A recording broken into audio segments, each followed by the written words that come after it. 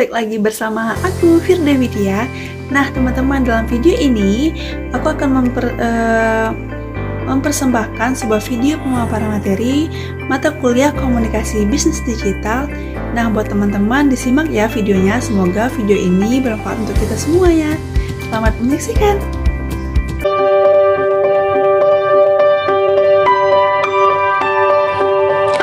Selamat datang di kampus Universitas Muhammadiyah Riau, UMRI, berlokasi strategis di jantung kota Pekanbaru. UMRI saat ini telah terakreditasi B dan memiliki 8 fakultas dengan 26 program studi. Memasuki kawasan kampus utama yang berada di Jalan Tuanku Tambusai Ujung Pekanbaru. Gedung Rektorat UMRI bernama Gedung Kiai Haji Ahmad Dahlan.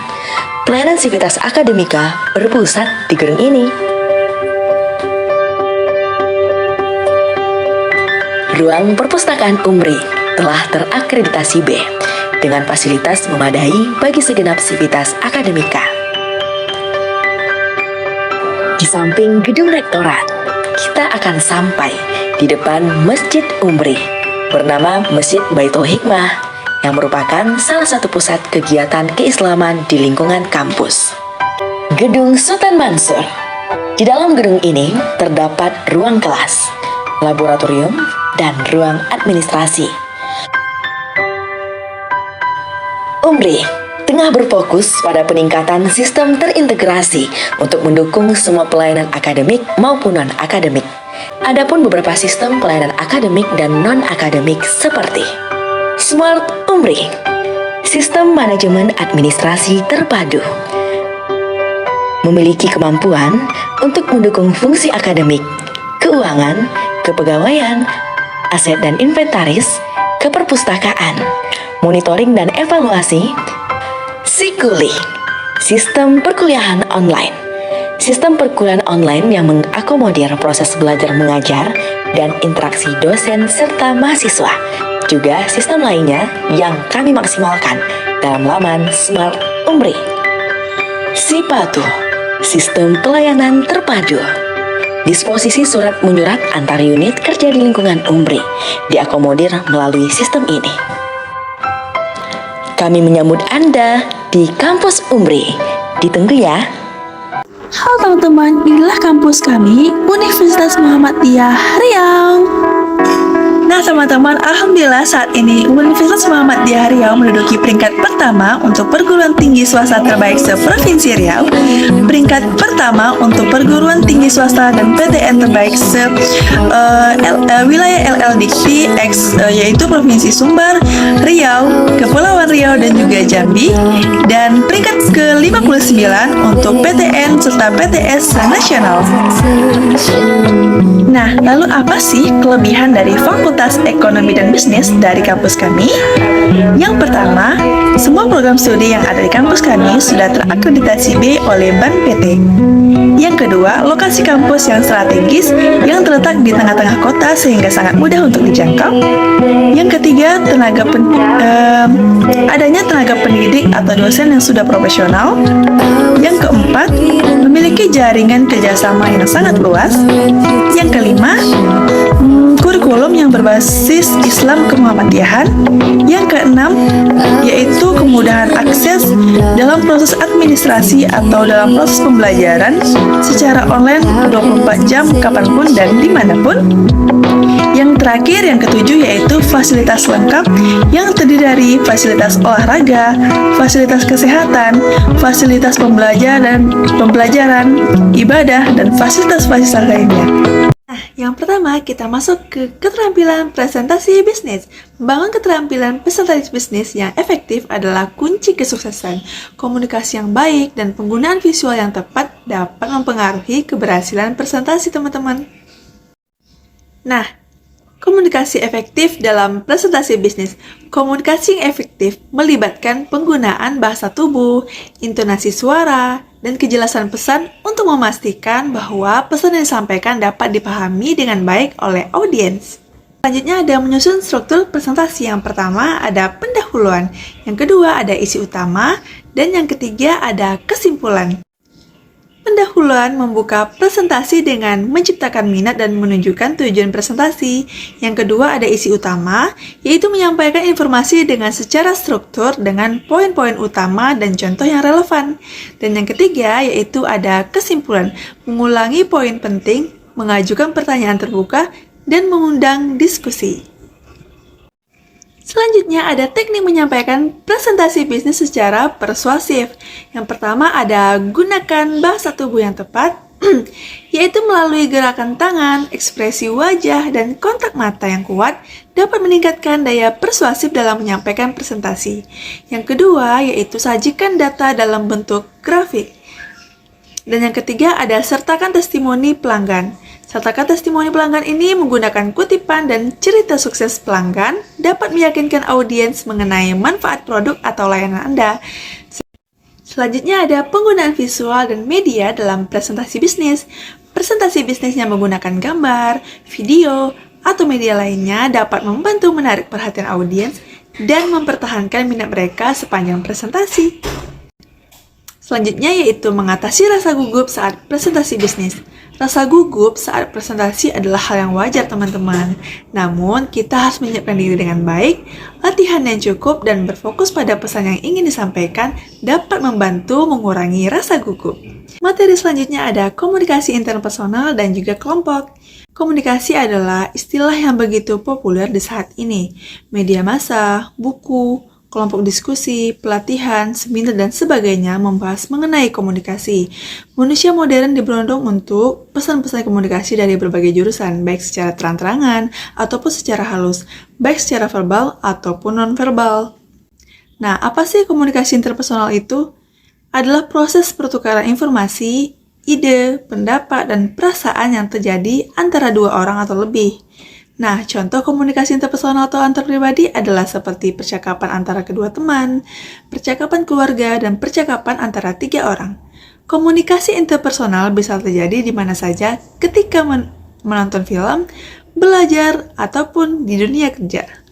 Kelompok adalah sekumpulan orang yang mempunyai tujuan bersama, yang berinteraksi satu sama lain untuk mencapai tujuan bersama, mengenal satu sama lainnya, dan memandang mereka sebagai bagian dari kelompok tersebut. Pendapat ini dikemukakan oleh Deddy Mulyana pada tahun 2005. Bentuk komunikasi kelompok ada 2, yaitu ada kelompok kecil dan juga besar.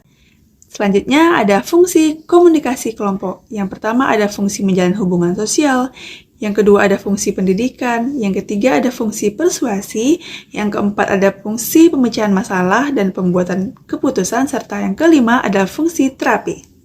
Materi selanjutnya ada etika dalam komunikasi bisnis. Pengertian etika berasal dari kata Yunani ethos yang mengandung arti yang cukup luas, yaitu ada adat, kebiasaan, akhlak, watak, perasaan, sikap, dan cara berpikir.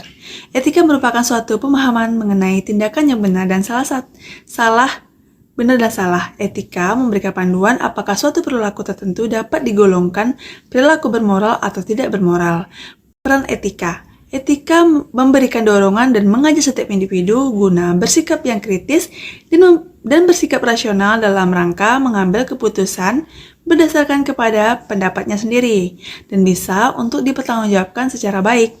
Etika mampu memberikan pengarahan kepada masyarakat guna berkembang menjadi sebuah masyarakat yang teratur, tertib, dan damai, serta sejahtera dengan mematuhi seperangkat norma yang berlaku guna terwujudnya kesejahteraan sosial dan ketertiban.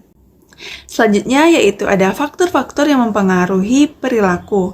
Yang pertama ada tabiat atau pembawaan, yang kedua ada akal, pikiran atau rasio, dan yang ketiga ada hati nurani. Selanjutnya ada faktor-faktor yang mempengaruhi pembentukan etika ditentukan oleh faktor internal dan juga faktor eksternal.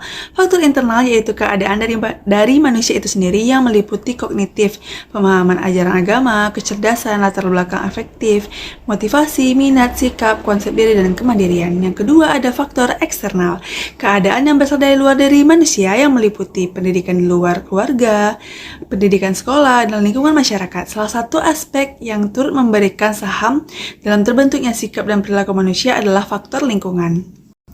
Selanjutnya ada manfaat etika dalam bisnis. Dengan memiliki sebuah etika, tentu saja klien merasa lebih dihargai dan tentu saja mampu memberikan gambaran kualitas perusahaan pada klien itu sendiri.